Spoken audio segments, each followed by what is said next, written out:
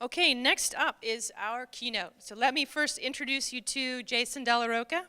He is the co-founder of Execution Labs, a first-of-its-kind hybrid game incubator and go-to-market accelerator that helps independent game developers produce games and bring them to market.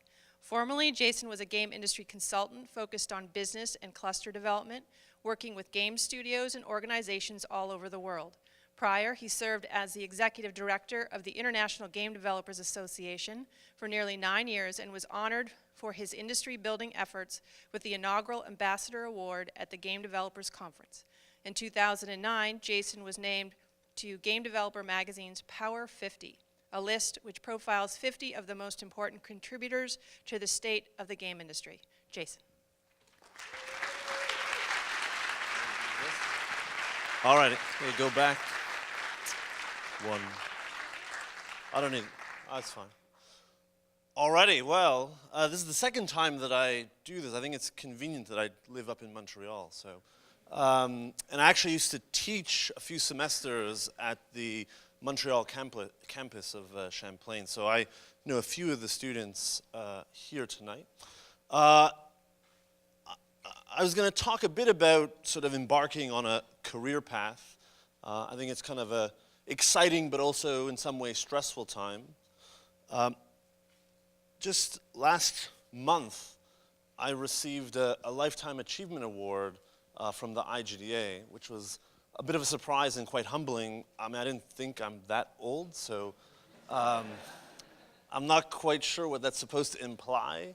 And so I think I'm challenging myself to have a second life and get another one of these before I die. But it's kind of crazy because there's no way I would have predicted sort of the path that I took from the beginning, especially since in university I was an accounting major. And that lasted, well, I didn't graduate with that as a major. I went and did an internship before my last year, and I did one day, and I said, oh my God, never am I ever doing this the rest of my life, just forget about it. And so I quit accounting after one day of an internship, but I was sort of stuck there for the summer, and I said, well, I'm not going to survive the summer if I have to, do this accounting stuff. I hope there's no accountants in the room, but actually very valuable knowledge, the financial side of things. But so I went up. It was a very large. It was Price Waterhouse before it was merged with Price Coopers or whatever. So this was a few years ago. And I went up to the top floor where all the cool consultants were. So there was the auditing at the bottom where we were the interns and all the boring folks. Then the middle were the tax people. Then at the top was the consulting people. And I'd always been a gamer. I always kind of hacked stuff. I knew how to program. I was just handy with code and stuff like that, databases, whatever. And so I went and knocked on the door of the boss of all the consultants. I said, listen, I'm just a punk down in as an intern, but I can do these things and I will not survive the summer. Is there anything I can help you with? And it turned out that they had just signed a big contract with one of their clients that needed a certain kind of programming that no one on the team knew, and so I kind of got swept up by the consulting group and worked for them for the entire summer, which was really exciting and fun. And then going into my last year of university, I dropped all of my accounting courses and sort of finished up with a IT degree with programming and database stuff, which was fun. Anyways, they offered me a job going back into, after I graduated, said, well, you were great, come on back. And they put me on the boring stuff to implement accounting systems. So I was kind of stuck with the accountants again, and I said, there's no way I'm going to do this. I'm going to do this, as a career. And so I bought the July, you can see on the top, the July 96 edition or issue of Wired magazine. I was tempted by the June issue, but it was the picture of Bill Gates floating in a pool. For maybe some of the older folks may remember, and I just couldn't take it off the shelf. So the next month, I grabbed the July edition. The kid here with the lightning bolt was much less threatening. And I bought a book on HTML2. So this is 96. This was, I don't know, what year are most students born? 92? All right, so Maybe I am that old to get that Lifetime Achievement Award. But so I buy the book at HTML2. This was Netscape was like the new big thing. Mosaic was around. We were still dialing in with our modems, and we were lucky if we got the 44K download speed. Anyways, so HTML and all multimedia was pretty exciting.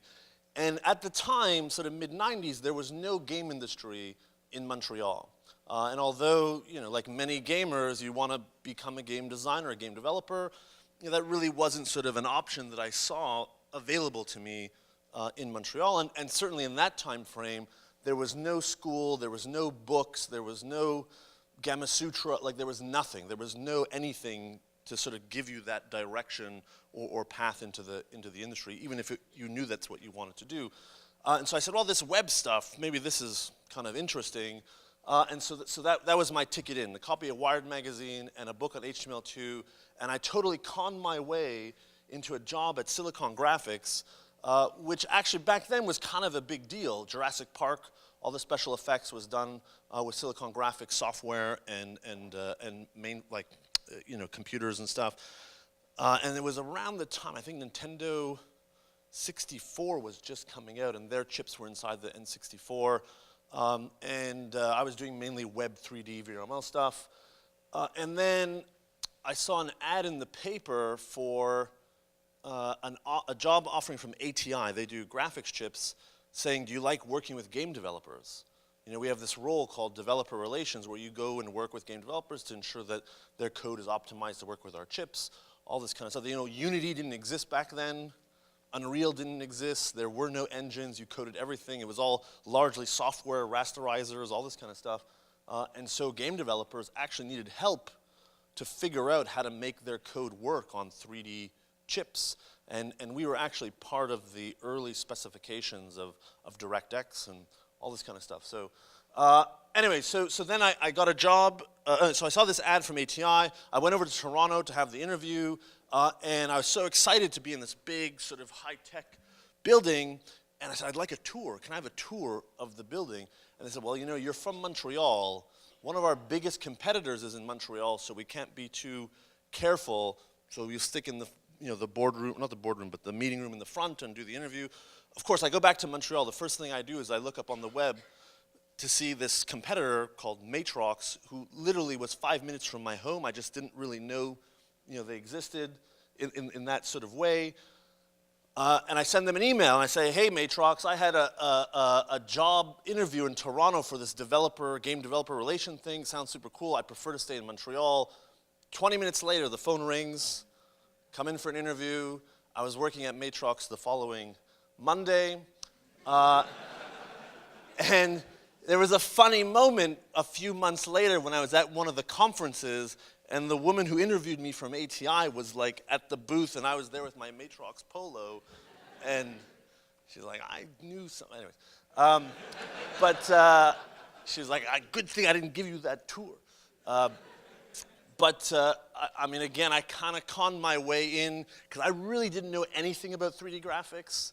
And I remember I was reading an old, well, now it's old. At the time, it was like, fresh off the presses, issue of PC Gamer where it had like this article about the amazing new 3D chips, and it was talking about polygons and bilinear filtering and anisotropic filter, all this kind of stuff. And I like memorized that, and I went in and I totally caught my anyways. It was an exciting time. I worked at Matrox for about 4 or 5 years, working with game developers all over the world. It really was sort of my entry point into the game industry. Got to go to E3 and GDC and all the sort of main events around the world.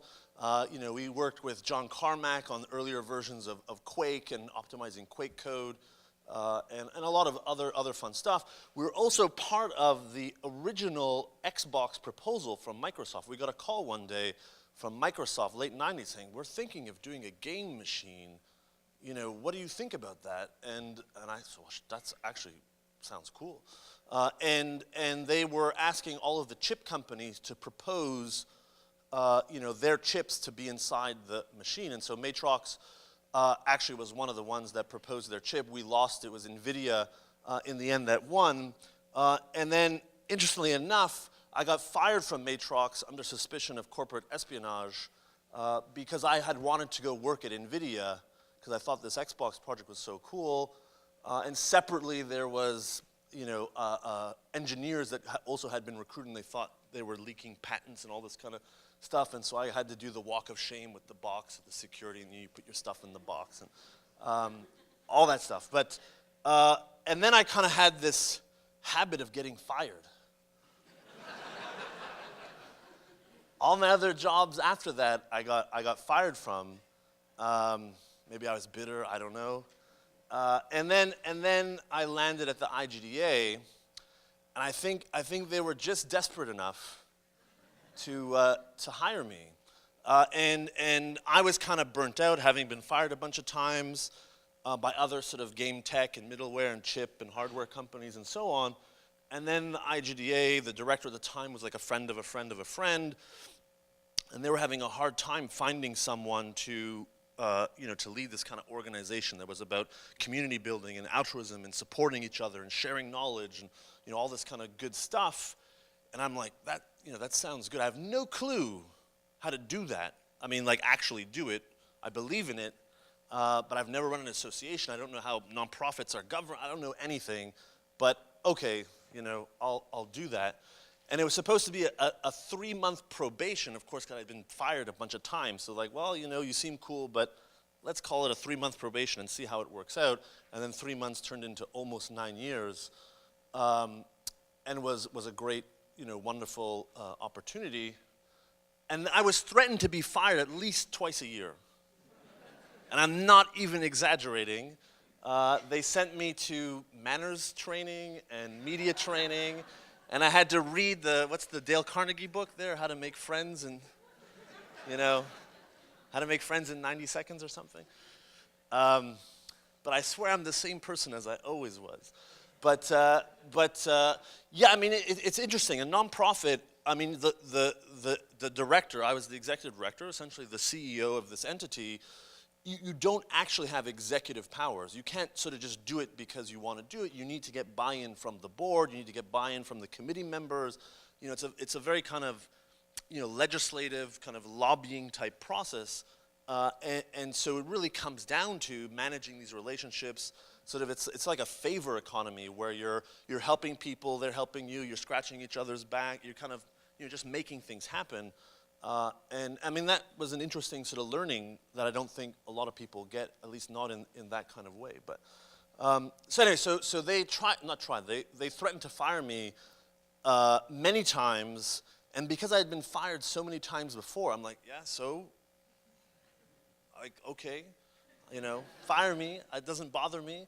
And so it actually, interestingly enough, it kind of liberates you. It kind of makes you free to not be afraid, or as Josh said, to not fear failure because you've been there a bunch of times before, and it's like, that's not such a big deal.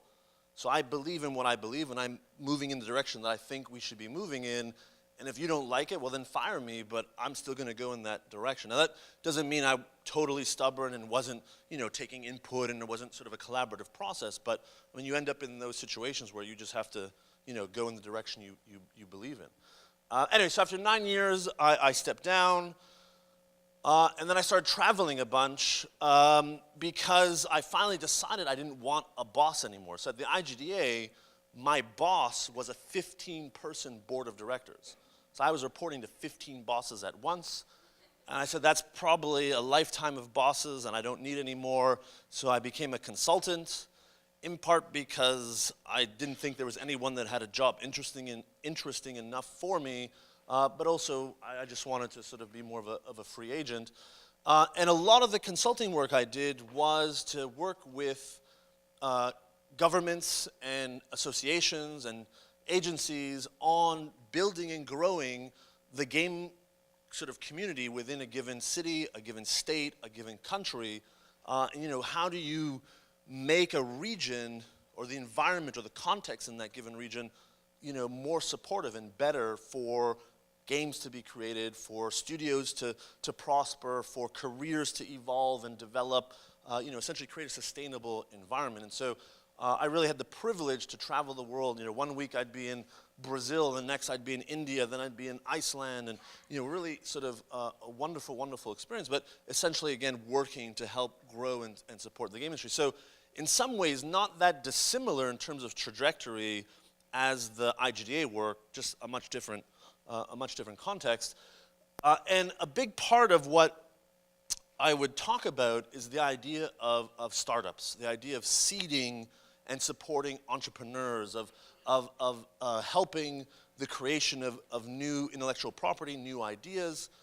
And this is sort of in direct contrast to the way a lot of governments worked, which was primarily to call up Ubisoft and say, hey, do you want to come to our country? We need a game industry. If you set up, that's sort of like instant industry. And that strategy, while it kind of worked in Montreal, there's a much more complex story in Montreal. People often reduce the Montreal success to, oh, Ubisoft showed up and that's what the success was. And I'm not trying to diminish the role of Ubisoft, but it's a much more complex story. And so a big part of my work with governments, say, well, listen, that's wonderful if Ubisoft will do that, or EA or whoever, but you really have to build from the ground up. You really have to support the local companies, and you have to support the talent and do all this kind of stuff. And so a lot of what I ended up talking about was this idea of incubation or acceleration, seed funding, venture funding, all this kind of stuff, which also sounds a lot like what we're seeing in the general startup sort of community. I was trying to bring a lot of that into the game space, but I was doing it at a sort of strategic or advisory level. I wasn't actually doing it. I was sort of traveling the world telling other people to do it. And then one day, some investors from Montreal came up to me and said, we think you should do that in Montreal. We think there's an opportunity to kind of disrupt things in Canada, more specifically Montreal, where you have all these people that have worked at the large studios, have had, a 10-year plus careers, that are, there's something more, right? They want to do their own thing. They don't want to work on the eyebrows of Altair for the 7th time. I don't mean to be picking on Ubisoft. A lot of them are good friends of mine, but like there's some people that just have this sort of spark within them, and they want to be their own boss. They want to create their own sort of dreams. They have their own vision and ideas. And in the big companies, that's not necessarily something that's given to you, right? And I think to a certain extent, certainly, many students sort of have this sense that they need to pay their dues, right? Well, I got to go work on those eyebrows to prove myself, and then, I just got to put in my dues and so on. And I don't really believe in that so much, but I'll get into that more in a moment. So anyway, so the investors came to me and said, well, we think there's this opportunity. We believe in mobile, we believe in indies, but we're bankers, we're money guys. We don't, we're not game people. We don't really know how this industry works. We don't know how to pick the talent and support them and do all the things that need to get done. And this is something you've been doing for years now. Why don't you kind of come up with a model that you think would work, a system, a program, and then pitch it to us, knowing that we're like already almost ready to sign that check. So this is kind of a unique opportunity where investors are chasing you, saying, we want this, give us some of this.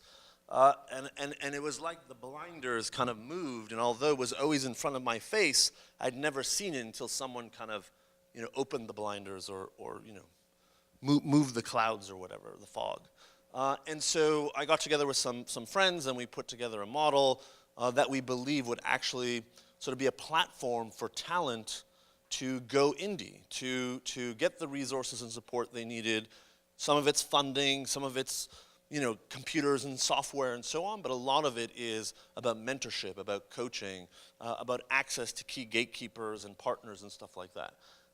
And so that's what I've been doing the past, call it, year and a half or so, where we've been doing that. We've had people that have quit their jobs at the big studios and have come to us as small 4 or 5 person teams to pursue their dream of being indies. And it's been I mean, I can do a day-long speech about all the sort of drama and excitement and intensity around that process, but you know, they're doing it every day, and they're sort of abandoning the large kind of corporate machine, as it were.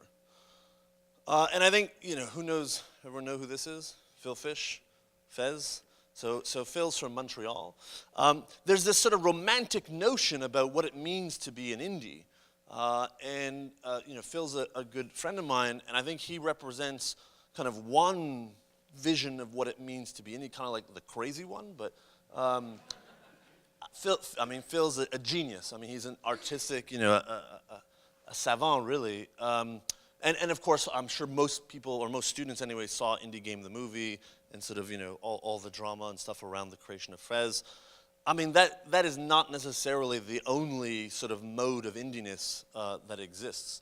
But I think we have trouble, even within the industry, kind of understanding what is indie, what does it mean, you know, the aesthetic of indiness plus the legal and business aspects of indiness. And so I have a handy graph where I sort of tend to think of indie across two spectrums. The vertical spectrum being the degree of creative freedom, meaning to what extent, you know, are you working on your own ideas, or, you know, when you have ideas, can you just do whatever you want in that sense? Or are you sort of serving others? Or does someone say, here, do this, and you have to do it? And then legal freedom is, you know, legally, are you a separate standalone entity or not? And so an indie, to me, is really the combination of, you know, creative freedom and legal freedom or legal independence. And if you're not those two things, then you're not really indie or independent. So, well, you might ask, who's in the other quadrant? So, for example, you know, let's say you're a standalone entity, you're your own company, but you don't have the creative freedom. Generally, that means you're an outsource shop or work for hire, right? Disney comes to you and says, here, make me a, you know, a princess, you know, whatever game. Okay, you know, here's the bill, and you make the game, and so you're a standalone entity, but you don't have that creative freedom because you're serving the ideas of others. On the other side, you know, let's say you have no creative freedom and you have no legal independence. Well, essentially, you're working in an internal studio, right? You're working at Activision or EA or Blizzard or whatever, and you're not standalone. You have no independence, either creative or legal. And then the one that we see less of is the one up there, where you don't have legal independence, which means, well, you're kind of within a large company, but you have creative freedom.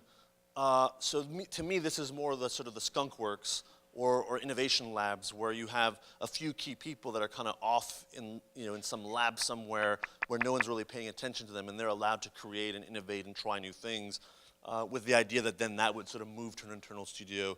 But that's quite rare. A lot of companies don't have that, and even if they do have that, it's very rare that, you know, the size of those teams would be relatively small. And so to me, again, the sort of indies or indiness is in that upper right quadrant, but, you know, that does not speak to, you know, visual style or gameplay aesthetic or degree of money made or success. And so I think a lot of people commingle, you know, what it means to be indie, like, okay, well, if you're making millions of dollars, well, then you're not indie anymore. You have to be a starving artist. I mean, I disagree with that. I think it's totally valid to be indie, to have your creative freedom and legal independence and make a ton of money. I don't think it's not mutually exclusive. Or some people perceive that only certain types of games, I don't know, side-scrollers, blah, whatever, you know, qualify as an indie, or retro 8-bit graphics or what. I mean, I just disagree. I mean, I think indiness can include all of those styles of gameplay and art, but. So being indie doesn't mean that you're not going to have, you know, financial success. It certainly is a challenging path, but it doesn't mean you're a starving artist.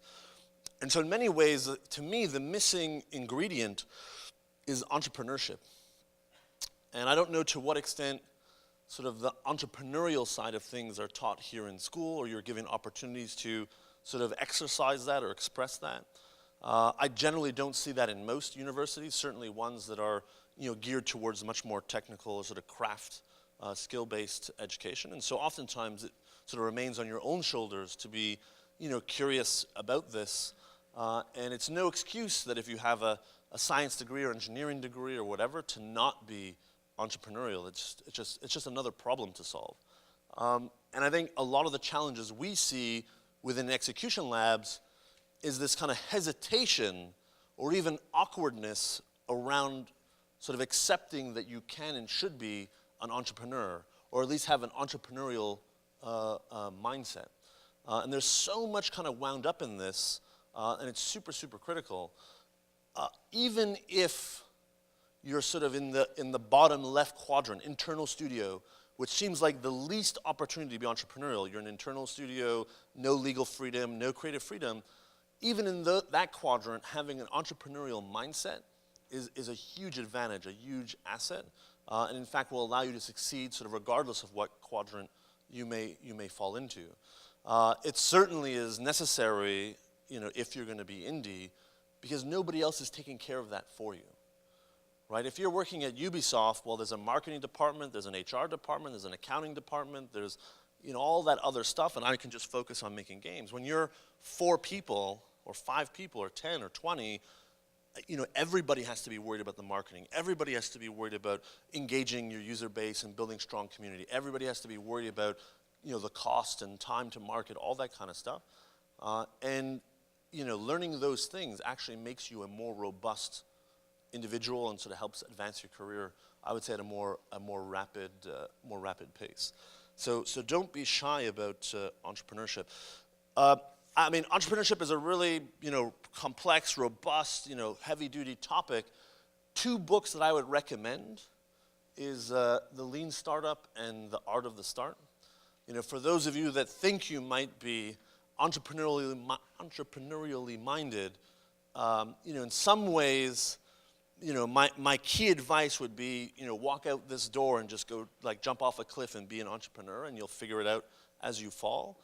In some ways, that's the best way to learn, but there are other people that fell before you and have written about it. And so I encourage you to fall, but also to, read a bit as well. And so, which as a side note is, you never stop being a student. Right, this sort of construct may be ending, but you are always a student. And I'm the first one to admit, and I kind of hinted at it, I'm usually clueless every time I start something. Or maybe I have, this much clue and this much is clueless. And to me, that's part of the adventure, right? That's part of the growth process, that if you only ever did the things that you knew or you were good at, that'd kind of be boring and wouldn't be much opportunity for growth. But anyways, so because we don't have time to do a whole thing on entrepreneurship, these are 2 books that I highly recommend, and there are many, many more out there. And then just in closing, I don't know what year this movie, who's seen The Beach? Oh my God, I'm really old.